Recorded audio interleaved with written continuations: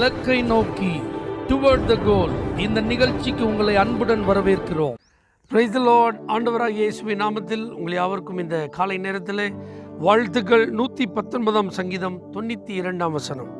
உமது வேதம் என் மனமகிழ்ச்சியாயிராதிருந்தால் என் துக்கத்திலே அழிந்து போயிருப்பேன். வேதத்தின் மகத்துவம் இந்த வார்த்தையில் எழுதப்பட்டிருக்கிறது. தேவனுடைய வார்த்தை ஒரு மனிதனுடைய துக்கத்தை மாற்றக்கூடிய ஒரு நல்ல மருந்து. ஜான் பேட்டன் என்கிற ஒரு தேவ மனிதனை கர்த்தர் மிஷனரியாக ஊழியத்திற்கு அழைத்தார்.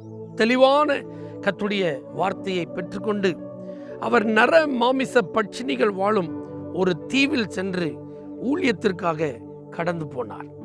திருமணமான புதிது. அவரும் அவருடைய மனைவியும் மிகுந்த ஜெபத்தோடு, தியாகத்தோடு, தரிசனத்தோடு தேவனுடைய வார்த்தையை மையமாக வைத்து அந்த தீவில் இருந்து ஊழியம் செய்வதற்காக தேவனை நோக்கி ஜெபித்து கொண்டே முயற்சித்து கொண்டிருந்தார்கள். ஒரு நபரை கூட சந்திக்க முடியாத ஒரு சூழ்நிலை. ஏன்னா அத்தனை பேரும் மனிதர்களையே சாப்பிடக்கூடியவர்கள். ஆண்டவர் அவரை ஆசீர்வதித்து ஒரு அழகான ஆண் குழந்தையை கொடுத்தார். அந்த தீவில் அந்த குழந்தையை அவருடைய மனைவி பெற்றெடுத்த போது அந்த குழந்தைக்கு பீட்டர் என்று பெயர் சொல்லி தேவனை மகிமைப்படுத்தினார்கள். ஆனால் நடந்தது என்ன தெரியுமா? அந்த குழந்தை பிறந்து 19 நாட்களுக்குள் அவருடைய மனைவி மரித்து போனார்கள். மிகுந்த துக்கம். தன்னுடைய சொந்த கையாலேயே அவர்களை குழி தோண்டி அடக்கம் பண்ணி அந்த பச்சை குழந்தையோட அந்த கல்லறைக்கு பக்கத்தில் கல்லறை மேலே படுத்திருப்பார். ஏன்னா இவர் புதைச்சிட்டு போயிட்டார்னா இவங்க திரும்ப தோண்டி அதை தின்றுவாங்க அப்படிங்கிற ஒரு பயத்தில். இன்னும் அடுத்த துயரம், சில நாட்களுக்குள் புதிதாய் பிறந்த அந்த குழந்தையும் மரித்து போனது. அதையும் தன்னுடைய சொந்த கைகளாலேயே குழி தோண்டி புதைத்து அந்த 2 கல்லறைகளுக்கு நடுவிலேயே இரவு முழுவதும் பல வாரங்கள் அவர் படுத்து உறங்கினார். அவர் சொன்ன ஒரு வார்த்தை என்ன தெரியுமா? என் மனைவியை ஒரு புறம் நான் இழந்து போனேன், என் மகனை நான் இழந்து போனேன். மிகப்பெரிய துக்கம், மிகப்பெரிய இழப்பு. இன்னொரு பக்கம் தனிமை, இன்னொரு பக்கம் மரணத்தை குறித்ததான ஒரு பயம், இன்னொரு பக்கம் நர மாமிச பட்சினிகளுடைய தாக்கம் எதுவும் ஏற்பட்டு விடுமோ என்கிறதான ஒரு கலக்கம்.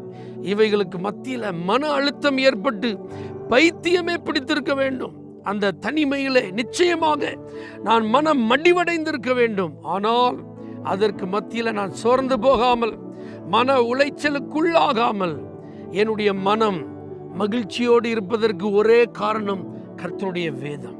இந்த வேதம் என்னுடைய கரங்களில் இருந்தபடியினால் அந்த துக்கத்தில் நான் அழிந்து போகாதபடிக்கு, பைத்தியம் பிடித்து விடாதபடிக்கு ஆண்டவர் என்னை காத்து கொண்டார். எவ்வளவு அற்புதமான ஒரு சாட்சி பாருங்க, வார்த்தை பாருங்க. ஆண்டவருக்குள் அவர் தன்னை திடப்படுத்திக் கொள்ள தேவனுடைய வார்த்தை அந்த நாட்களிலே அவருக்கு துணையாயிருந்தபடினாலே தைரியத்தோடு அதே பகுதியிலே தொடர்ந்து ஊழியம் செய்து அனைவரையும் கிறிஸ்துவுக்குள் ஆதாயப்படுத்தினார். தேவ பிள்ளைகளே, நீங்கள் வாழ்ந்து கொண்டிருக்கிற உங்கள் சூழ்நிலைகளில் உங்களை தாக்கும் எந்த தாக்குதல்களாய் இருந்தாலும், உங்களை சோர்வுக்குள்ளாக்கும் எந்த காரியமாயிருந்தாலும், உங்கள் மனதை மடிய பண்ணும் எந்த சம்பவங்கள் உங்களுக்கு நேரிட்டாலும், துக்கத்தினால் நீங்கள் நிறைந்தவர்களாக இருந்தாலும், இந்த வேதம் உங்களுக்கு மனமகிழ்ச்சியாக இருக்குமானால் நிச்சயம் உங்களுக்கு ஒரு சந்தோஷம் இருக்கிறது, நிச்சயம் ஒரு சுக வாழ்வு இருக்கிறது, நிச்சயம் ஒரு நல்ல ஆசீர்வாதமான வாழ்க்கை இருக்கிறது, நிச்சயம் நம்பிக்கை நிறைந்த ஒரு எதிர்காலம் இருக்கிறது. ஆகவே தேவ பிள்ளைகளை, கர்த்தர் நமக்கு தந்திருக்கிற அவருடைய வார்த்தைகள் அடங்கிய இந்த வேத புத்தகத்தை நம்முடைய மனமகிழ்ச்சியாய் கொண்டு நாம் வாழ்வோமானால் இந்த உலகத்தில் நம்முடைய கவலைகளுக்கு இது நல்ல மருந்து என்பதற்கு நாம் அடையாளமாயிருப்போம். வேதத்தை நேசிப்போம், துக்கங்களிலிருந்து விடுபடுவோம். தகப்பனே, உம்முடைய வார்த்தை நல் மருந்தாயிருப்பதற்காக நன்றி. இயேசுவின் நாமத்தில் பிதாவே, ஆமென். For prayer contact Pastor J. Kumar, El Shaddai Ministries, 9500252586, Surandai.